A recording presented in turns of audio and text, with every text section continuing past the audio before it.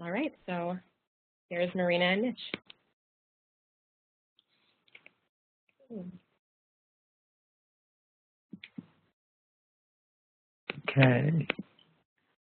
Okay. Hello, everyone.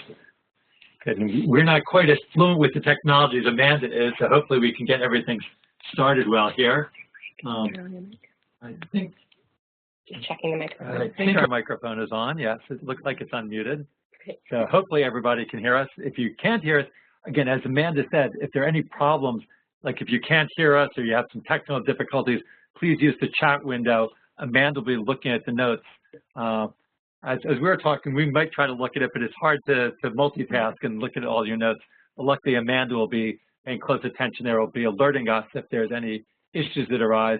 And please, if there are questions that arise, type them in. Amanda will, actually, she could interrupt us if there are questions along the way, or we'll store them up and we'll be responding to questions later on.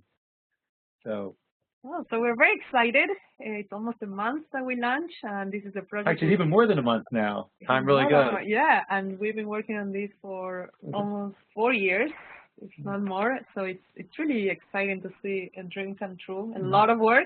Yeah. It's still a lot of work to do, but it's nice going around. Like in the last couple of weeks, I did a couple workshops with ScratchJr, and it's great to go into workshops and be taken by surprise. Even though we worked on it for 4 years and we thought a lot about the possible ways of using ScratchJr, we take it out there, and both students and parents and teachers are using it in ways that we never imagined. We see lots of creative projects coming about with ScratchJr, so it's just great to see all the ways people are using it. And we look to hear more from you as well. One of the fascinating things for me is when I go into schools, we do a lot of work on schools, is to see how they are integrating into the curriculum. So for example, they are learning about storytelling, and there you see all these wonderful ways of using ScratchJr for storytelling, and they're learning about letters and numbers, and they're integrating. And I tend to hear more of the stories from schools, but I know that parents are saying, on my car trip and on the plane, I was using ScratchJr, and it's great. So we're really looking forward to hear more. And actually, I think that point of integration into other activities, to me, is really important. Especially because these days there's a lot of focus about learning to code. There's Hour of Code and a lot of publicity about the importance of learning to code. But some of that focus on learning to code focuses just on coding itself, as though that's the end goal. That it's important to learn coding skills for job possibilities in the future. And I think for us, we always saw coding as a means of expression, a new way for people to learn how to create things, express themselves with with computers. So it's been great to see how ScratchJr is being used. Of course, kids are learning to code, but we'd like to say they're coding to learn, that as they're coding, they're learning other things and expressing themselves in different ways. And especially because we designed ScratchJr for younger children, which is an age where they're really developing skills in a lot of foundational subjects, such as literacy and math and problem solving and ideas that they will then need to carry. It's just beautiful to see how coding can help them get a head start in a lot of these other areas that are very important. And for me, it's fascinating to see how traditionally people associate coding with math or with numbers, and how teachers who at least have been hearing stories of using ScratchJr, they don't think of coding as math. They don't think as, they think of coding as anything. They can really integrate in many different ways. So that's quite fascinating. Yeah. So, and now that the app is out there, we're spending a lot of time to see how we can support it out in the world, running different workshops, Marina working with different classes.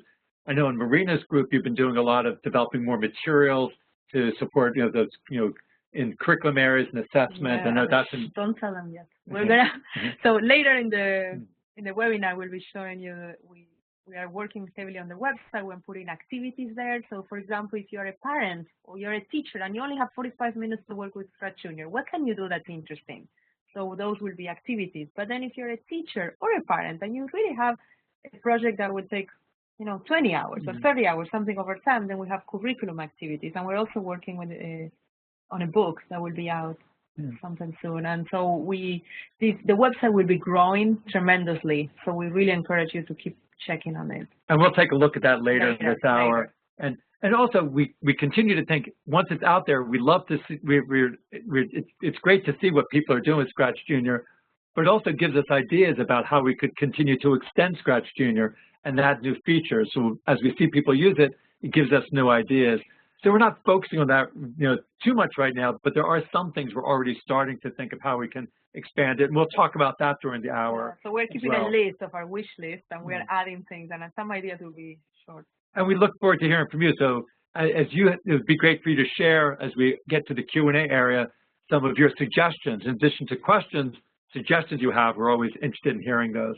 But before getting on to that, maybe we could show a little with the software itself. I assume a lot of the people watching the webinar probably have already used ScratchJr now that it's out in the world. The last time we did a webinar, it was before the launch, and we were talking to people who hadn't used ScratchJr.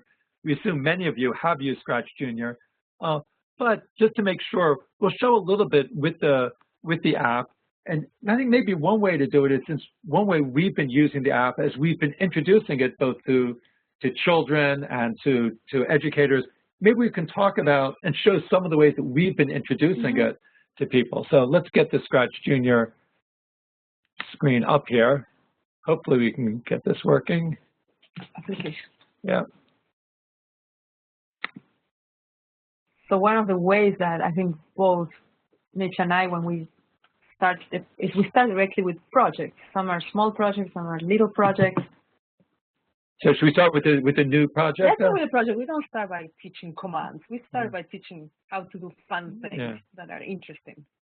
So, but should we start with a new project? Yeah, let's start with a new, that was from our last one. Yes, so let's start with a new one. So I know, although a lot of times when I'm involved in workshops, I sometimes think about starting with a sort of a fun little activity that people can have some success very quickly. I know, like, one type of thing that I often do is, in fact, I just did a workshop a couple of weeks ago where we started and we talked about making a character dance. In fact, to start the workshop, we had everyone participating when they introduced themselves to ask them to show their own favorite dance step, and they had to physically do their own dance step as they introduced themselves. And then the first challenge was, well, why don't we start just by making a character dance? So actually, we could should we do the cat, or should we get a different character? A different character. Okay, so because we add a new sprite, we can just hit the plus sign. Here's our list of characters or sprites. So we'll see the characters. Which one do you want, Marina? How about like this? I know you like that one. We need to change the name. How about we don't have a name, this one. Okay. So it looks a little like an octopus. It's a little, so it's called red. Yeah. Right. Yeah. So we're gonna. So like one way we might make the character dance is just like if it goes tilt a little bit one way. So if I click on rotate to the right, it rotates a little to the right.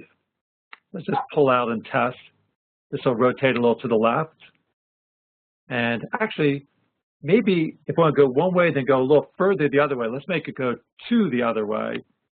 So instead of 1, I'll put 2 on the keypad. So now if I go right 1, go to the right or clockwise 1, then the other way 2, and then back this way. So let's try to do this together. If we snap them together, go right 1, then left 2, and right 1. Let's give that a try. So there's my first script. We'll give it a try. Now it's moving. Yeah, so I thought that was dance. So how about if we have him start with a different command? Like how about touching? Oh, so like so rather than me just clicking on the script, say if when I touch the character. So if we'll go to the,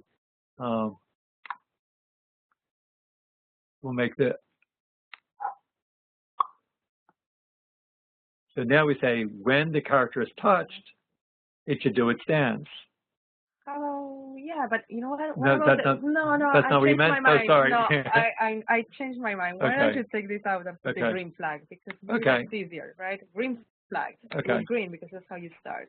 Okay. There are many different ways to start things in ScratchJr. Yes. That's one of the powerful things. So we can change our minds. That's kind of what we. Yeah. Well, and we talk about tinkering. Part of the idea of experimenting and tinkering is be able to continue to experiment and do different things.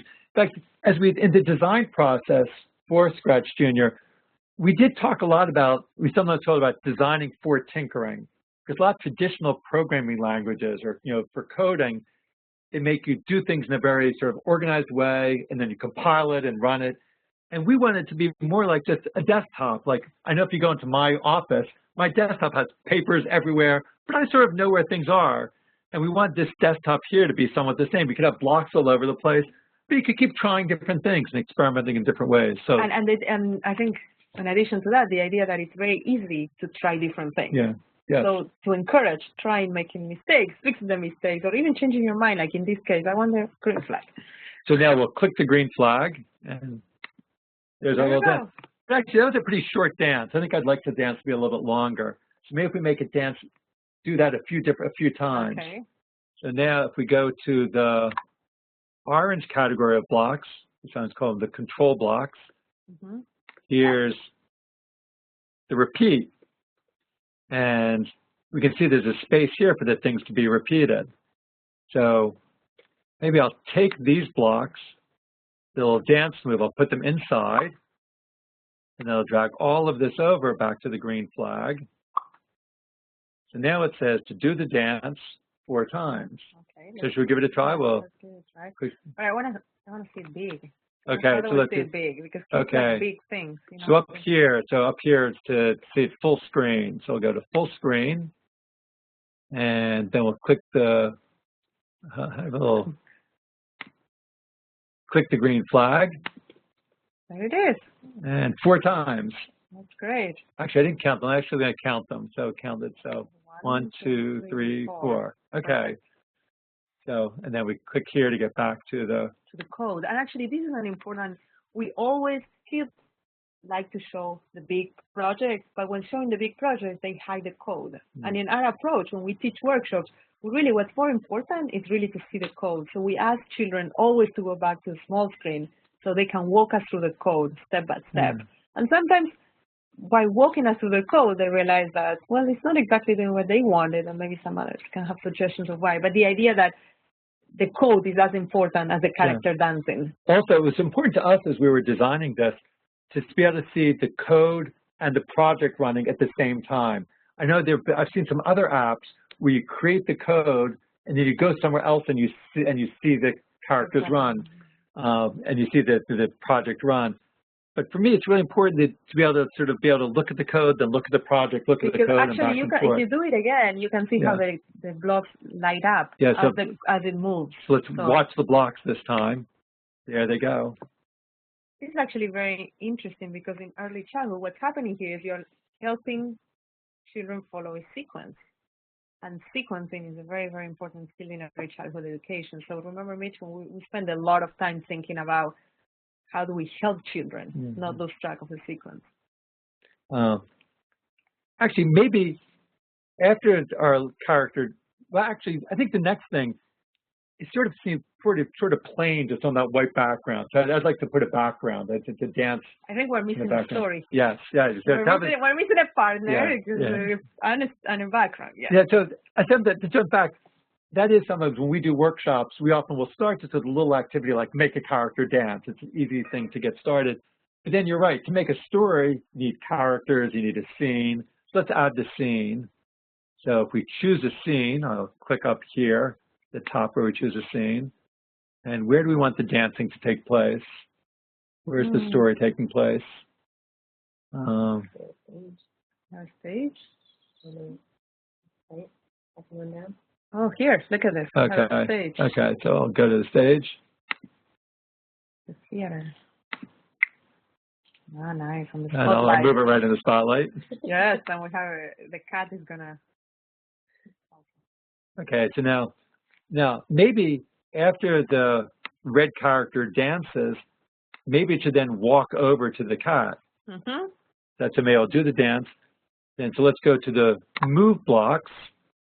And since we want to go this way to the right, we can pull out and move to the right block. How many steps do you think it will take? I don't know. Estimate. Well, let's just try to see. Well, I don't know how big the stage is, but actually, luckily, we could take a look to see how big it is. Should we take a look? Let's take a look. Let's take a look at the numbers. So if you click up here, we can actually see that the stage goes from 0 to 20 across, and from 0 to 15 up and down.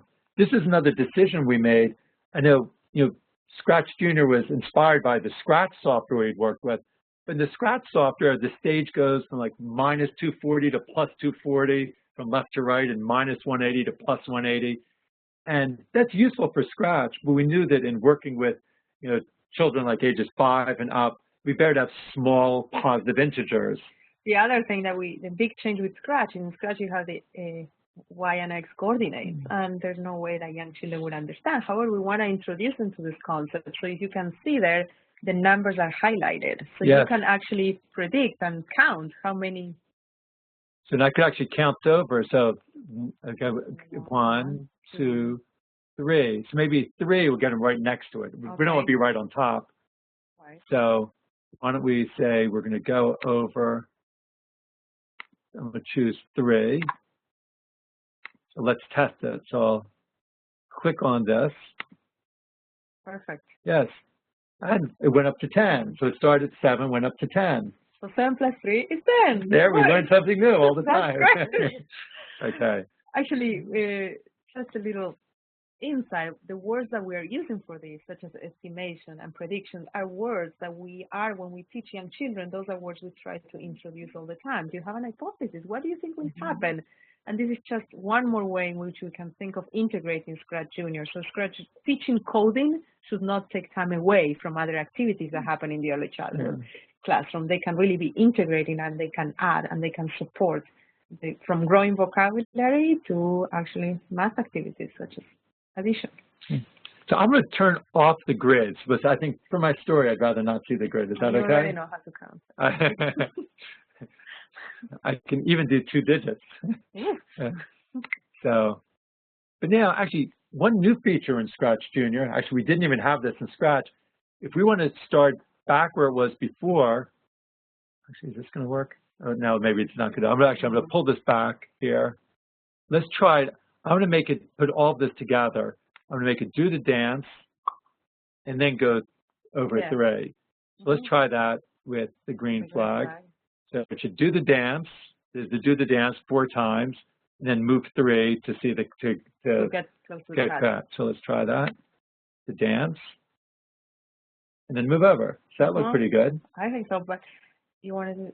But now I want to see one new feature I was going to show is that if I want to sort of get back to where it's to do it over, one thing I can do is up here next to the green flag. This little symbol means go back home. Go back to where you started. If I click there, it actually it knows how to go back home. And right now it seems like it's not so useful. However, when we are creating a story that has a lot of characters and you kind of lose track of where you are, that is very, very useful. In Scratch, you didn't have it, and kids had to do very complicated abstractions in their head. Young kids, it's more difficult.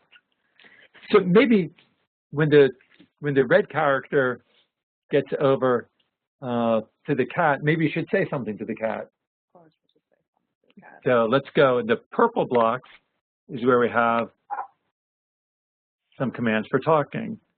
So what do you think the character should say? I should invite him to dance. Want to dance with me? Okay, so we'll click here, and we'll see. Let me first. Actually, you can say hi. Hi. Very polite cat. And say, do you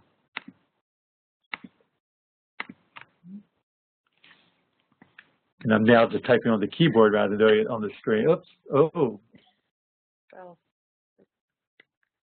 To dance. Now, of course, that's a lot longer than most kindergarten children would start right at the beginning. Although, because ScratchJr was designed all the way to 2nd grade, this is the right kind of sentence for 2nd grader. Yes. Actually, I think at the beginning you were typing speed of a kindergarten, and then you moved to the 2nd grader speed.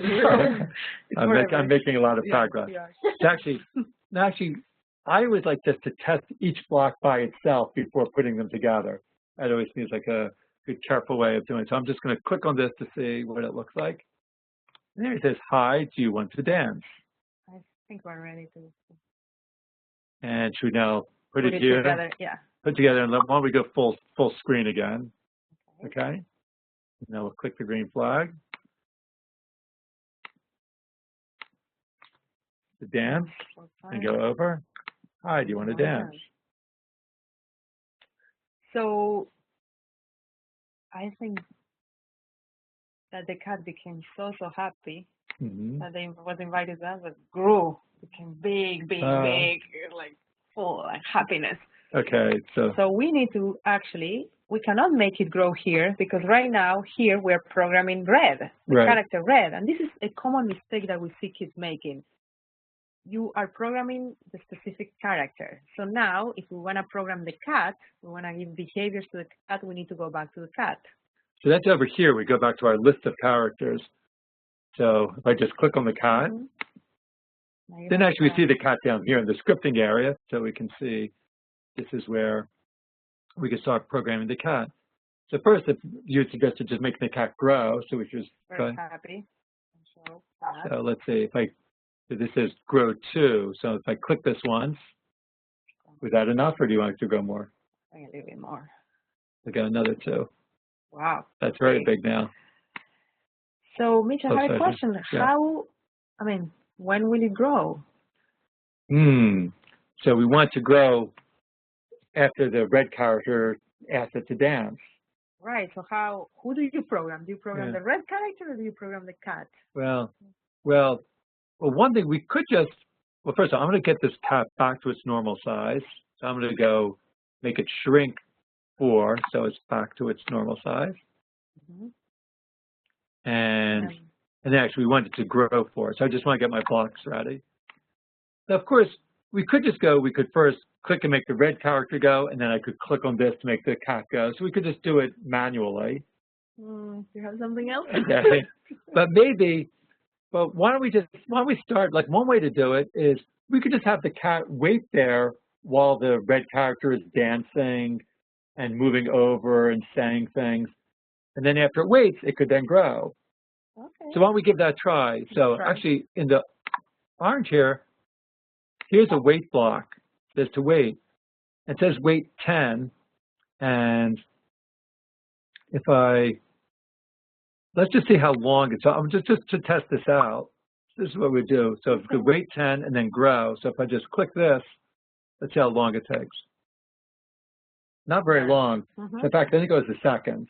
So I think 10 was 1 second. But I think the red character is going to take more than a second for doing it. We didn't count it. But let's. Should we guess or should we go measure how long the red character takes? What do you think? 15. I think we need more than 15. 20. Okay. I think we need 30. Okay. Oops. 3 seconds. Okay. 3 seconds. So actually, I'm going to say we're going to put a green flag at the beginning. So the cat, and actually, I realized before, to make it shrink, one thing I could have done, I pulled this block that says go back to your normal size. So that's what I wanted. So that's equivalent to the concept. It's similar to go back. So now, let's take a look at the script. So the cat, it says wait 3 seconds and then grow. And let's look at the red character. Do your dance, move, and then talk. Let's try. We'll hit the green flag.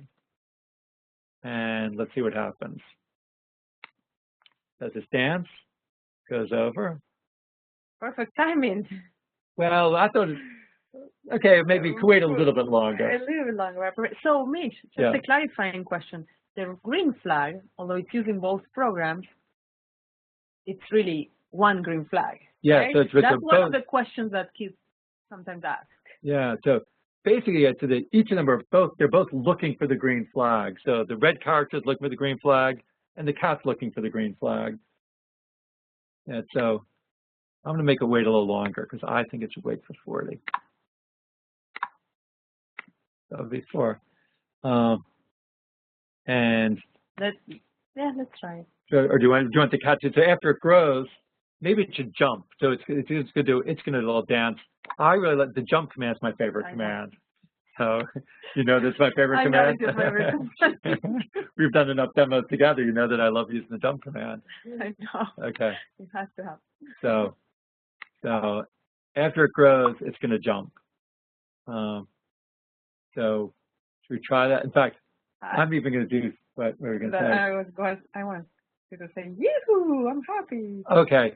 Well, actually, should we have it talk that way, or do you actually want to record? Okay, let's record your voice. So should we actually? Yeah. Wait, first, I just want to test the jump before I put it on, because I love seeing the jump. In fact, one of my favorite things to do is to put 2 jumps in a row. I think that looks really nice. And so I'm going to have it jump 4 and then jump 2. Take a look at this. That makes me very happy. Yeah, you can even use the repeat there, but we're not going to do it now. No. Okay, so now we'll go to the green category to record. So I'm going to click on the dotted line. But actually, there's only one sound that comes ready. I'm going to pull that out, the pop. So if I just tap it, pop. Not very exciting. So one with the dotted line around to make a new one. So I'm going to click on that.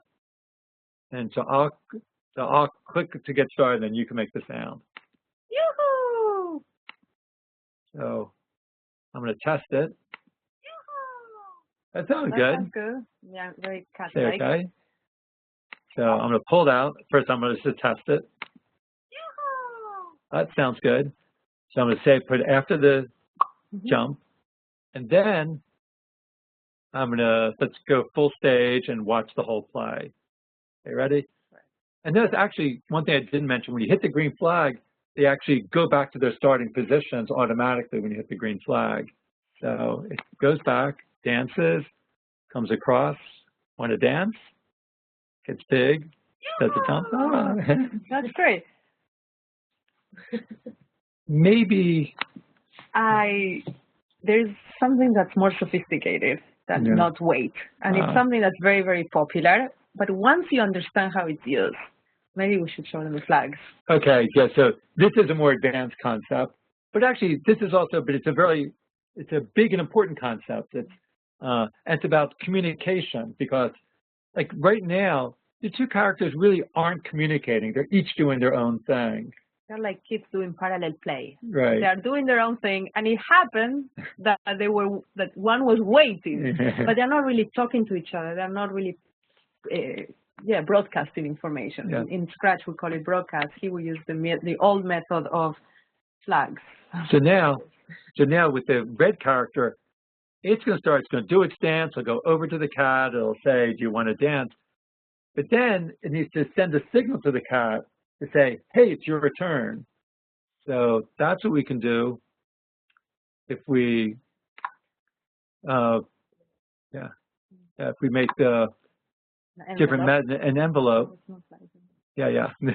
Okay, let me tell you about this, because we were trying to find a metaphor for how to convey that we're passing information. And so we were first exploring the notions that different flags, different colorful flags, and then we decided, no, flags is too old-fashioned, so we're going to use envelopes. Although envelopes are pretty old-fashioned these days, That's too. why I made a mistake. So this is just to show you how many iterations. So we're envelopes, sorry. Okay, so after the red character does its dance, goes over to the cat, says, and then it will send a message. So it sends this orange envelope. But now if we go back to the cat, instead of waiting at the beginning for a certain amount of time, it can just wait for an envelope. So this block says, when you receive an envelope, then do these things. So basically, the red character is going to do its activities, then send an envelope. And the cat's going to say, when I get an envelope, then do these things. And that way, we don't have to try to guess with the timing. We know the timing is going to work. So let's give that a try. Actually, I'll keep it on the screen so we can actually wait. We can see the code. The code. Actually, we'll start. We'll do it so the red. So you can see the code as the red one's going. So it's dancing and moving and saying its thing. Then it sends the envelope. The cat gets the envelope. And then it says the yoo-hoo. So maybe one of the things I want to show now is this cat and red are at the stage, but now they want to go somewhere else. So maybe let's show them how to create a new page. Okay, so right now we have this one page as the stage. Let's create, over here, so where the characters are over on the left, we have the different pages or scenes.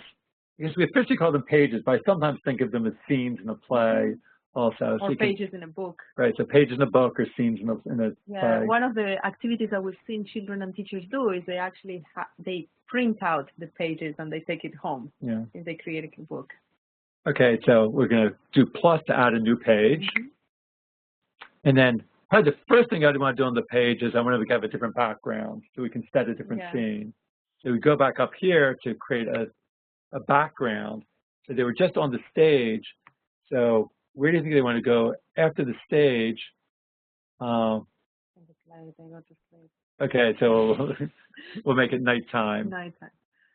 So this here. Oh, that's a lake. Made the woods at nighttime. Is that okay? Okay. But then actually, it doesn't start automatically with all the characters. So if we want, well, do we want the red character to come, or is the cat just going to go to the next page by him? The cat goes by himself. By himself. Okay, fine. So, but now, right now, these are just, we could say, well, what happened to the scripts for the cat?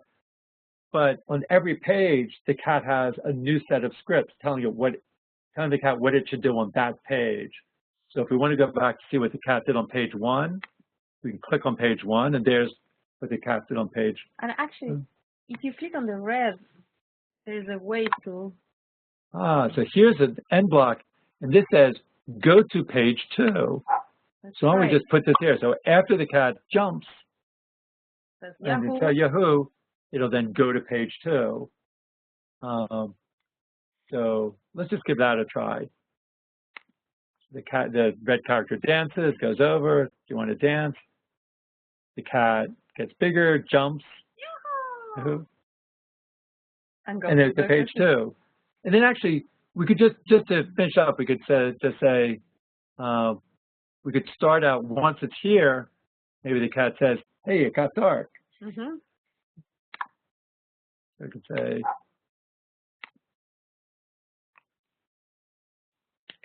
"Hey, it got dark." And now I'll put a green flag at the beginning, because actually, when you go to a new page, it automatically runs a green flag. So when the cat comes to the new page, it will automatically run the green flag. Let's try it out here. And it will say, "Hey, it got dark." So to wrap up, let's go back to page 1. I'll try one more time. Okay? It made full screen this time.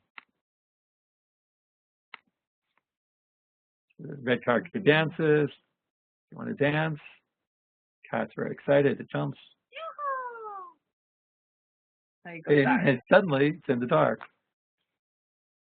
And in fact, one thing we've sometimes done is we have some kids do page 1, and then they hand off, and some other kids will sort of continue the story on page 2. Right. Although something that was being requested over and over by teachers is if there was a way to send one page to the other, from one iPad to another iPad. And right now, it's a wonderful idea. It's not possible technically right now. We are thinking about different ways of sharing, but right now it's not.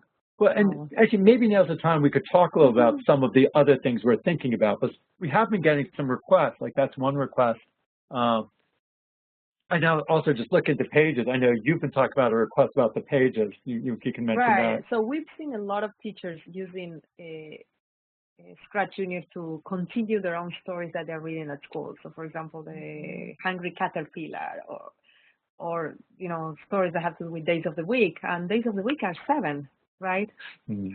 And so they were like, well, but we can continue. Because there are only 4 pages. Because there are only 4 pages, and that's just because of a technical limitation. But we can work on that. So the next version, we're hoping to add new numbers. In fact, it was more of a design limitation, the technical, and that we knew if we had more than 4 pages, you'd have to have scrolling, which would make it more difficult to change the order of pages, and there's only so much room for the blocks to go to new pages. So it was hard to know how to fit it in the screen and still do it. But since so many people are asking for it, I think that's one thing we want to be working on to see how we can get more pages. That's definitely something. But probably the biggest request we get is about being able to, if I work on a project on my iPad, I want to be able to let somebody else see it. and share it with them.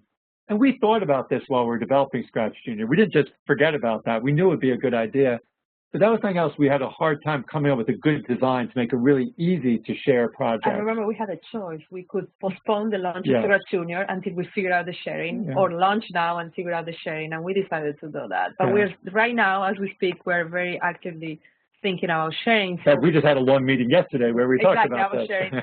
But if you have ideas or suggestions of what are you using for sharing projects, please let us know, because we want to create a sharing system that works for you, not just that works for us. So we want to hear, how would you use the sharing? What kind of sharing you expect? Or like, what are the situations for sharing? So as we try to think about what type of sharing to put in, we try to imagine all the different scenarios. Like, here are two that we think about a lot, but maybe you have other ideas. We know that we like, if a child is using ScratchJr in the classroom, it would be nice if they could share their project from their iPad to the teacher's iPad, because it'd be useful for the teacher to get all the students, if lots of students have iPads, the teacher to get all of the projects on his or her iPad. So that's one way that we think would be really good to have sharing. The other way is we might start a project at school, and I might want to continue at home, or I want to show, like, portfolios that go back and forth between home and school, home-school connection. There's a lot of talk about that. So how can we make my project that I started to work at school continue to work at home? And if I'm working at home and you love to make birthday cards for your mom, so what about if you are working on a birthday card for your mom and you want to email it to her? She's on a business trip. So how can you make that happen? Right. So, in fact, and I know it's important, but actually my mom, she was an early ScratchJr user. Before the launch, I bought her an iPad just so that she could have ScratchJr, and she loves ScratchJr. So I sometimes say that ScratchJr is for ages 5 to 7 and 85 and above, because my mom's 85 and she really loves ScratchJr. I'm not so sure she was so happy for you telling everyone. So, can you guys view the chat, or should no, we can't. So maybe you can share some of the questions. So we have some suggestions from Sammy. Says, suggest exporting the project and then importing the pictures as background, or importing pictures as backgrounds or characters. Import pictures as a background or character. So I'm not sure if he means importing pictures from the web. Although we didn't talk about taking pictures on this. So we can show you right now, but there's a camera and people can take pictures and create their own characters made out of pictures. But can we see how do we see the question? Oh, so if I quit out, so do I need to? Yes. So do I have to quit out of sharing? Sharing. And then you don't even need to quit actually, but chat. Click the red chat. Oh, there it is. Okay, good. So we have several suggestions. So let's go back through and start looking at these. There's lots of them. Actually, do you have some suggestions? So one thing my sons wanted to have was a story. One was working on interact with a story on a different iPad, being able to send a message across iPads. Oh, great. So what we had been talking about was moving a project from one iPad to another. If I understand, this is saying that I might have two projects and I send a message from one project to another. So that's another. One person suggested sharing community. Someone else mentioned children sharing directly with each other. Someone mentioned sharing, Chris L. mentioned having the students airdrop their page to the teacher's iPad. And teachers could put each page into a whole class, stretching in front like a gallery. Yes.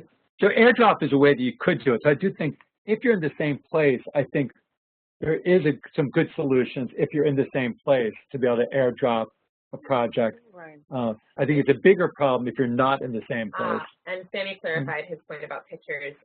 He means importing pictures from the iPad into photos from the camera roll itself. Right, yes.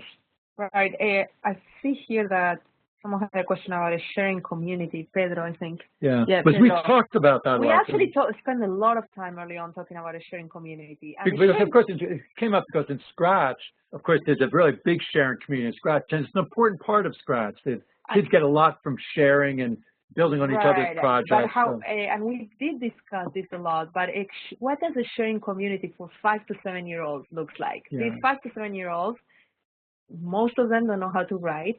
Most of them will not even remember a password. What does it mean to share in a community of young children in a meaningful way? And also with strangers, which I think one thing I remember you saying that with 5 to 7-year-olds sharing, it's more likely that it's a better sharing situation where you're sharing with people you already know. And he's clarifying he meant more for the teachers. Oh, yeah. So Pedro, yes. For the teachers, we're all for sharing, and maybe this is the time to show them the website that we're starting. We are starting very egocentrically by us creating content. And there's so much we can do at the same time. So we decided at the beginning we're going to start by us sharing the content on the website, and later on we'll be creating a community of users so they can share the content. So you can see there on the website. So I'm just going to scroll down the home page. The home page just shows a little bit of about ScratchJr, but also actually one part that I think is really nice is that we see there's the Twitter feed right here, and actually we see just in the last half hour there have been quite a few tweets about ScratchJr from Kelly, who's in this webinar, so we can see Kelly's tweets right here on the homepage of ScratchJr. So I think this is a nice place to go, and people on the ScratchJr team are always looking at these tweets. So if you ever have questions, if you tweet with the hashtag ScratchJr, someone on our team will be looking at those tweets and can respond to it. So that's one good way of communicating with the ScratchJr team. Go back down, please. We do have do join the mailing list, because we have announcements. Sometimes we have beta testers. For example, we are just beta testing the Android version of iPad. So we do publicize when we are going to have face-to-face workshops and lots of opportunities. So join the mailing list, be in touch. Yeah, since you mentioned that the Android, let's just give a brief update on that, if that's okay. Sure. But I know a lot of people. That's probably one of the most common questions we get in the questions that come to our mailing list. Is people ask, when's the Android version going to be available? And we definitely want to have it out this year, by the end of the calendar year. And our current plan is to have a beta version out by the beginning of October. So if you want to test the beta version, if you join the mailing list, as Marina said, you'll get information about how to get a beta test version for the Android. Yeah, and so let's go back and show the website. So there's an about. Right, so the about is just sort of basic information. Right now it has the video and about ScratchJr, just background about some of our reasons for creating it. We have a link to the There's a link to the first webinar. Maybe we'll add a link to this webinar so others can see it. So that's about, but then we have on the navigation bar, learn. And there's 3 parts to learn. And actually, this is mostly, this information is also in the app itself. So it's about a guide to the interface, so it can help you learn about the different features of the interface. And some of this is very useful, like in the paint editor, there are a lot of things that aren't so obvious. And so going here to the paint editor guide is a good way to learn more about what's going on in the paint editor. We are working right now on videos, so very soon we'll also have accompanying videos that will show you how to use the interface. One thing I point out here in the paint editor, in case people haven't seen it, in the paint editor is a way to use the camera to import images. I think in the question someone was saying it would be nice if you could import an image from the camera roll. And you can't do that right now, but you can get an image directly from the camera in the paint editor. So either for inside your sprite, you could sort of get a face, somebody's face from the camera, or as the background. You could take a background of your classroom or your home or your living room at home and use that as the backdrop using the camera in the paint editor. We also have the blog descriptions right there. Of course, we don't expect children to learn that, but we know that sometimes grown-ups need to have the instructions and need a reminder, what is this blog about? And so here you have it all. We've seen a lot of teachers actually print this out and have it with them in their classrooms in case there's a question they don't remember how to answer. But this is not for the children themselves. And then the teach category, which is also more for educators. Why don't you talk about the things? So we have, as I mentioned at the very beginning, we have 3 different categories for now. We have activities, which are very short kind of suggestions or activities that you can do. So if you click on one of them. Here's another dance party. Another dance party. So how can you make your characters dance? Again, these are very quick ideas. We don't expect this to be printed out and distributed to the children. The approach we use with children is very much the approach Mitch and I use here. We do trial and error, we try different things, but sometimes you want ideas. So this is an idea. And they are very short, one-time activities.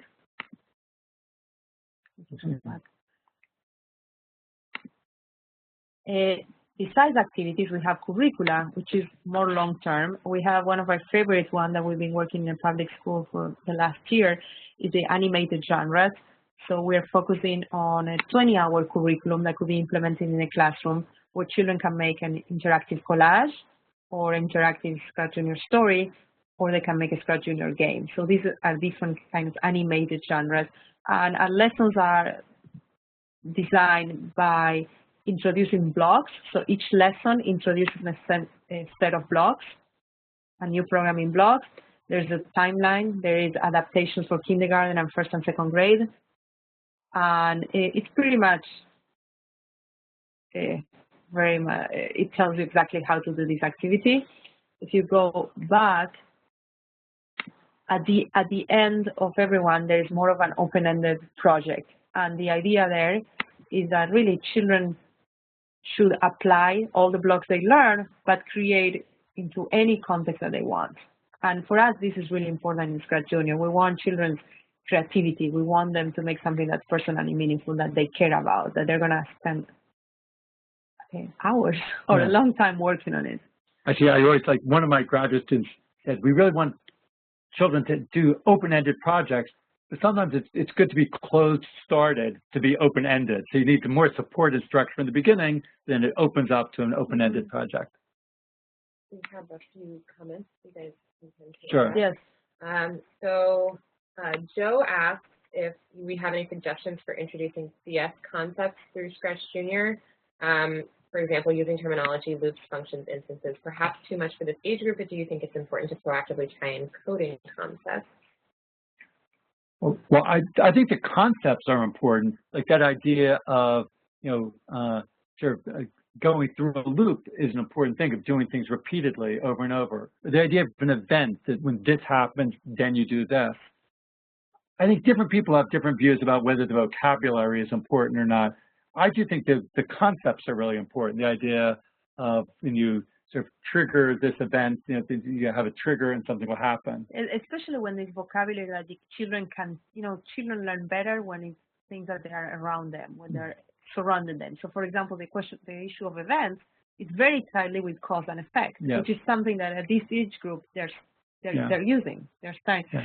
So introducing vocabulary that can be grounded on experiences that the children have, we're all for that. We're not so, I think, tied on introducing vocabulary that will sound scary or completely disconnected from the experience.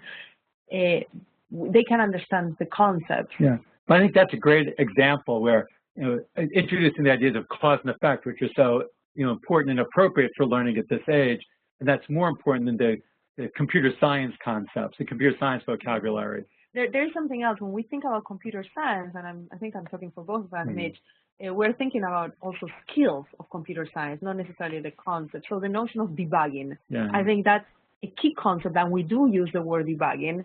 And it links again to problem solving. Children at this stage are solving problems all the time, and that's what debugging is. Maybe we introduce the notion of what does it mean to debug in a systematic way. Mitch was doing that when he was showing you. He was trying one thing at a time. That's actually hard to do if you're in kindergarten or in first grade. But I really agree. For me, we sometimes call those the practices, the design practices and problem-solving practices.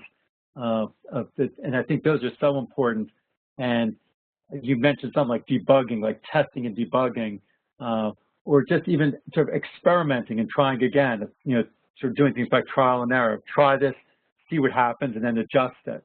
The idea of trying and adjusting is a really important strategy to be learning. And that's very foundational for computer science, for CS, to respond to your question. So sometimes those practices are as important as the concepts themselves. It's important for computer science, but it's important for all types of activities, because even if you're not doing things on the computer, if you're building a sandcastle on the beach, those same practices are important about being able to, well, the castle falls down, you have to figure out, well, how can I debug it? Maybe adding some water to the sand is a way of debugging, the problem. And you keep experimenting and iterating. So, we have comments actually. Someone had asked, sorry, I bounced around and lost it. Someone had asked they would be really interested to hear some of the projects that we've run in classrooms that excite kids and excite us. And we've been around storytelling. Someone else mentioned that interactive storytelling was a use case that they are really excited to use ScratchJr for. So one of the very interesting uses I've seen in classrooms is here in the US, and we have this Make Your Own Adventure books. So where there are books that tell the story, and then children can choose different endings for the story. So I've seen teachers using ScratchJr in their classrooms where they look at a familiar story, for example, The Three Little Pigs, and they read the story. We do want to encourage the use of ScratchJr outside of the iPad. You can integrate it. So in the circle time, you're reading the story of The Three Little Pigs, and then the kids go back to the iPad and they create different endings for The Three Little Pigs. And actually, they printed it out and then they took those home. So that was creative uses that I've seen with storytelling. I think there's a lot of power for storytelling in ScratchJr. And someone else is really interested in communities for educators, having a shared weekly challenge or a way to share and inspire new projects. Is that something you're thinking about? That would be fascinating. I think at some, yes, why not? We would love to hear if you've done an interesting. So I think it's, again, the same way we debug is one thing at a time. We are starting by us posting content, but we imagine this is going to be growing and it's on the ScratchJr website. Yeah, but right now the ScratchJr website, we don't have too many ways for people to be contributing, but in the future, the plan will be have ways for people to contribute. And this is really, we have two main things that we're working right now is how to provide more support for teachers and for parents to do things with ScratchJr, to release a second version of ScratchJr, and then to start building community. So that's the last thing that we want to show here is assessment in the teach. I would mention that, I mean, for right now, and then again, I do think like in this teach area, we might have like a weekly challenge, could be something in the future. If people want to share ideas with each other right now, doing it through Twitter is one approach, just with the ScratchJr hashtag and following each other.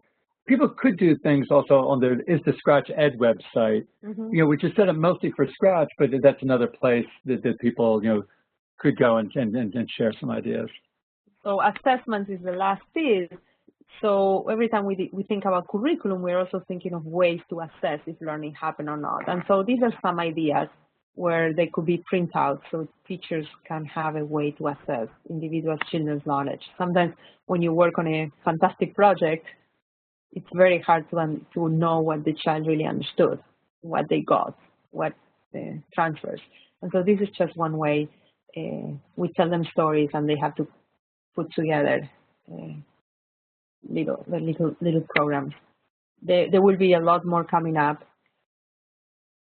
Maybe in the last few minutes, we could briefly discuss some of oh, sorry, we do have one question. Can you speak briefly as to why you felt it was important to offer ScratchJr via touchscreen devices instead of browsers?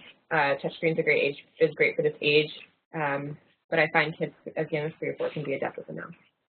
Yeah, so actually you'll be surprised. Our first version of ScratchJr was on a browser. So that was the first, 3 years ago, ScratchJr was working on a browser and we did the first test in schools with browsers. And then we decided to do a survey amongst teachers in this age range to find out what was the most popular technology they had available for children kindergarten to 2nd grade. And we heard it was iPads at the time. And so then we couldn't develop ScratchJr at the same time for every platform. So since there was an overwhelming majority of iPads because they were cheaper than computers and there were not enough computers in kindergarten classrooms. And the touchscreen was felt was appropriate. A lot of the teachers and parents were feeling touchscreens were appropriate for that age. Then we decided to launch with the iPad. We are secondly working on an Android, and the third is we're going to go back to the browser. So it will come. Patience will be there. Yeah, so it'll be sometime next year. So the plan is sometime in 2015 we'll come out with the version in the browser, which we do think is important because we hear from a lot of people that they really do want that. So we'll be working on it. possibility. So maybe in the last few minutes, you could speak to some of the future directions of ScratchJr. I know we have some events coming up and maybe some new releases that you just touched on, if anyone has any questions about that. Yeah, so I know we're going to be doing a workshop here in the Boston area on December 3rd, 6 to 8 p.m. at Tufts University. We'll be doing a face-to-face workshop to experiment with ScratchJr. So it's for adults only. At some point, we might do something with parents and kids, but for now, it's for adults. I know Mitch and I are also teaching, and Amanda, all over the place. I mean, looking further ahead, we just want to make sure people are aware. Every year we have a Scratch Day.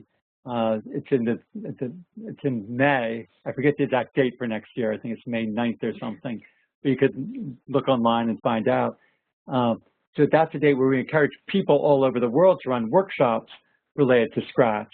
So different types of events. So that's looking far ahead, but yeah, maybe some of you would be interested in doing workshops or events around ScratchJr. And again, this is very exciting because this is like a little seed that we just planted, and we want to see how it grows. And I imagine at some point we might have ScratchJr days or ScratchJr events that are happening all over the world. So help us with ideas, help us organize, help us spread the word. But it's still very early on, so we're still learning a lot. As Marina was saying, we want to get this out and then continue to incrementally improve it and add more things. So there's more and more materials on the website all of the time. We'll be adding new types of videos, book. We'll be translating some of these activities. Yeah, going to different languages is also something, both translating activities on the website. We also eventually want to translate the app itself. Now, luckily, the app doesn't use so much language, but on the app there still are the about pages and the guide, so we want those to be translated in the app, so we hope to have that done. So it's great. We already see people volunteering. Yeah. So we will, in the next few months, we plan to come up with a strategy for how we want to go about doing the translation. Yeah, I think that something important to know is the first thing, in order to build a community, we need first to have the ScratchJr available. And now that we have it available, we can really put a lot of energy into thinking how we're going to support the community and build the mechanisms for people. I know with Scratch, we've really benefited from people around the world who have been willing to volunteer their time to translate the software, the materials, and the whole community has really benefited. And we're starting to see the same thing with people volunteering and offering their help on ScratchJr. So we really appreciate that. And over time, we want to try to make connections with people. I know we're ending soon, but I wanted to, our goal with Mitch, and we've been working very hard on this, is we want to make ScratchJr always free and available for everyone. That means we're not planning to charge for this. That means it's always going to be there for everyone who wants to use it, but all of this work needs money. And we've been lucky to have support from the National Science Foundation, from the LEGO Foundation, from the Learn Code Foundation, Code to Learn Foundation.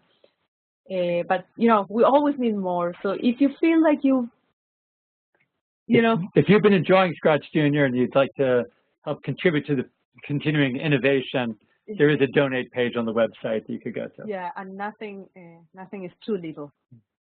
We really, really, really, really want to thank you. You all are part of this webinar because you already donated and you believed in this project, and thanks to you, you made it possible. Yeah. So the Kickstarter campaign that you donated to was really important to us as we finished up ScratchJr to really help get it out to the world. So we really do appreciate all the ways that you've contributed, and are excited to have you then also contribute to just sharing ScratchJr in the world, because we'll learn a lot from all the things that you do with ScratchJr in the world. So we look forward to hearing your stories in all different ways. So with that, I think we'll wrap up, and again, we look forward to staying in touch in different ways. Tweet about ScratchJr. You can write to there's a contact at the bottom on the website. You can also, there's a way if you want to contact us, you can send messages, join the mailing list, hear more from us, because we would love to keep in touch with all of you. So thanks again for joining us for the webinar. We really enjoyed getting a chance to share, and thank you for all of your questions, and we continue to learn a lot from it. Okay, oh, right. So there'll be, yes, Amanda's just reminding us that she'll be sending out an email to all of, to to all of you tomorrow with a link to this recording. So especially, this is for people who aren't listening, but for people who were also contributors to the Kickstarter campaign that couldn't make it to this webinar, we want to make sure that they would have access to the recording. So. Okay, so thank you, everyone. Okay. Bye. Bye-bye.